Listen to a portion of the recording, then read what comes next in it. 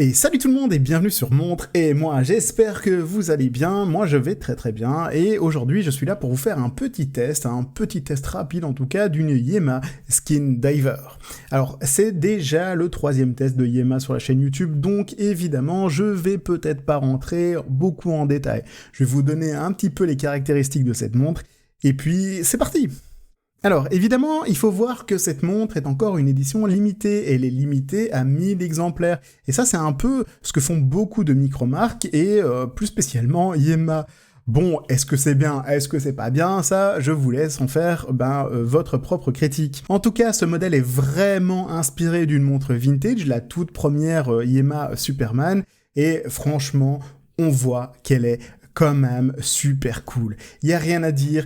Tout crie vintage sur cette montre. Alors déjà, il y a ce magnifique cadran avec les index carrés, couleur crème avec une fente, une police de caractère assez spécifique qui peut se dire des deux côtés. Ça, c'est assez cool, honnêtement. Et surtout, il y a ce bracelet de type scale, mais j'y viens. Alors, la première chose qui est un petit peu étonnant, c'est qu'il y a un mouvement Sellita dedans. Alors, un mouvement Sellita SW200, c'est un très bon mouvement. Ils ont d'autres montres qui possèdent ce mouvement-là en tout cas. Cependant, on sait très bien que Yema est capable de faire leur propre mouvement. Et d'ailleurs, ils le font. Ils ont par exemple les mouvements Ambre MBP 1000, MBP 2000. Et d'ailleurs, j'ai une montre qui est là. J'ai une montre Yema à moi qui a un mouvement MBP 2000.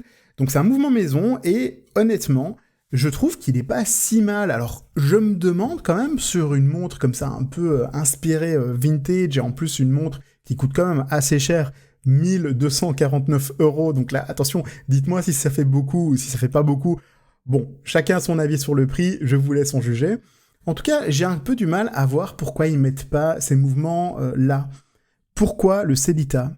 Et honnêtement, je me retourne vers vous, dites-moi ce que vous en pensez, est-ce qu'il y a potentiellement une raison ? Et je vous ai déjà parlé du cadran, cependant il y a aussi évidemment le fameux verre double dôme de Yema avec 2,4 ou 2,6 mm d'épaisseur, ça ne rigole pas. Ce verre déforme beaucoup l'image à l'intérieur, l'image du cadran, mais c'est un verre magnifique, honnêtement, j'adore ça. Ça fait vraiment vintage. En plus de ce verre en saphir, nous avons aussi la lunette qui est recouverte d'un verre saphir, donc on peut dire tout de suite que quasiment le dessus de la montre est recouvert de saphir, ce qui est pas mal et plutôt intéressant, on voit pas ça souvent. La montre est une montre de plongée, elle va jusqu'à 300 mètres de profondeur, ce qui est quand même beaucoup, 300 mètres de profondeur. Il y a aussi une trotteuse avec la petite lollipop luminescente. Bon, alors la luminescence Yema, c'est pas incroyable, mais c'est présent, donc ça reste une plongeuse. Celle-ci fait 41 mm, et vous avez l'habitude de me voir souvent, en tout cas dans les 2 autres précédentes vidéos, avec une 39 mm. C'est quoi la différence? Beaucoup me posent la question, je vais vous montrer ça en vidéo. Le sujet le plus important de cette vidéo, c'est quand même le visuel de cette montre, qui est vraiment super vintage. Rien à dire. Il faut juste savoir un truc, c'est que les chiffres, vu que on peut les lire de 2 sens, vous pouvez confondre le matin en mettant la montre, ça m'est déjà arrivé. Le 6 ressemble à un 9, ou si vous inversez, le 9 c'est un 6, et évidemment, le 12, ça donne un 21, ce qui est assez perturbant. Bon, on se rend vite compte que la montre est à l'envers, le bâtard.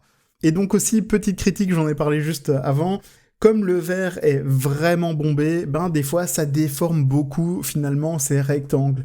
Et ça, c'est très perturbant. Moi, j'aime beaucoup, j'aime vraiment l'aspect esthétique de la montre, mais je sais qu'un de mes potes, qui est aussi un fan de Yema, n'apprécie pas ça du tout. Parlons enfin du bracelet, avec ce fameux bracelet Scale. Alors, Scale, c'est écaille.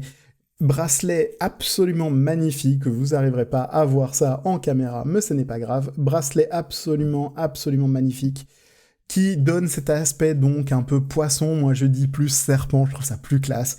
Et honnêtement, il est sublime. Au niveau du bracelet, moi j'ai du mal à dire du négatif dessus.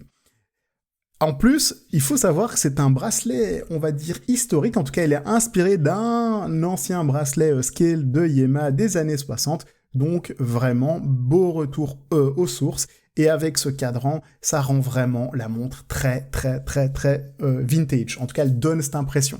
D'ailleurs, seulement quelques montres, enfin, ou quelques marques de montres arrivent vraiment à ressortir cet aspect de vintage. Et par exemple, il y a Panerai qui font vraiment des montres qui ont vraiment un look très vintage que j'aime beaucoup, un peu outil de plongée. Et celle-ci, bah, c'est la même chose. Bon, parce que, évidemment, il faut dire du négatif aussi. Moi, un truc qui m'embête sur cette montre, bon, je vous en ai déjà parlé un peu du mouvement, mais moi, ce qui m'embête, c'est plutôt le fermoir, que vous voyez pas du tout, et voilà. Le fermoir qui, lui, est vraiment basique. Et là, je veux vraiment que vous fassiez attention à ce que je dis, parce que certains vont pas être d'accord, mais moi, je commence à être un peu frustré de toutes ces marques de montres qui sortent de superbes montres, un bon boîtier, un super bracelet, mais un fermoir à limite ridicule. Alors celui-ci n'est pas non plus très mauvais, mais il est basique, mais par contre, il faut vraiment pas mal de force pour ouvrir la sécurité, et aussi pas mal de force pour ouvrir le bracelet tout court. C'est un peu limite, Yema.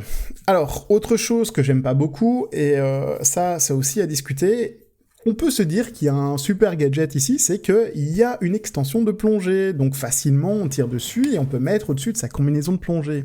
Le truc, c'est que bah, c'est très bien, il faut fournir l'option, mais, dites-moi ce que vous en pensez, je pense vraiment que la plupart des gens s'en foutent complètement. Vraiment. Et ce qui serait vraiment intéressant, c'est plutôt que bah, ils pensent, et je parle pas que d'Yema, là je parle de beaucoup de marques, bah, ils pensent à faire du micro-ajustement facile, comme par exemple sur la Rolex Submariner. C'est important, c'est beaucoup plus important pour moi, pour le jour à jour, de facilement adapter ma montre, enfin la taille du bracelet, plutôt que bah, d'avoir finalement cette extension de plongée que tu peux pas vraiment gérer. Bah en fait c'est ouvert ou c'est fermé.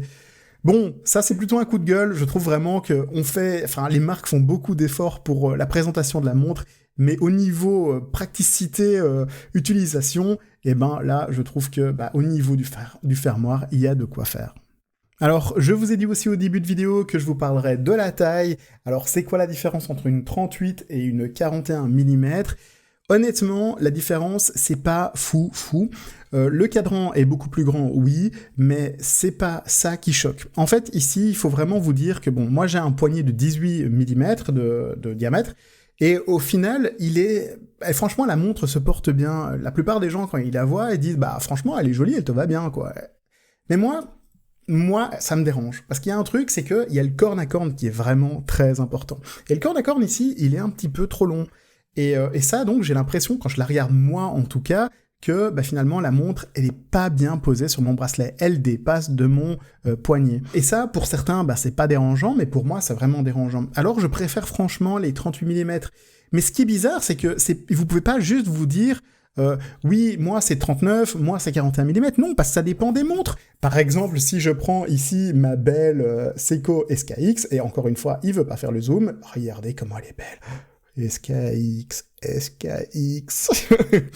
La SKX, elle fait 42 mm, et pourtant, mais elle est parfaite sur mon poignet, c'est pratiquement le meilleur type de boîtier sur mon poignet.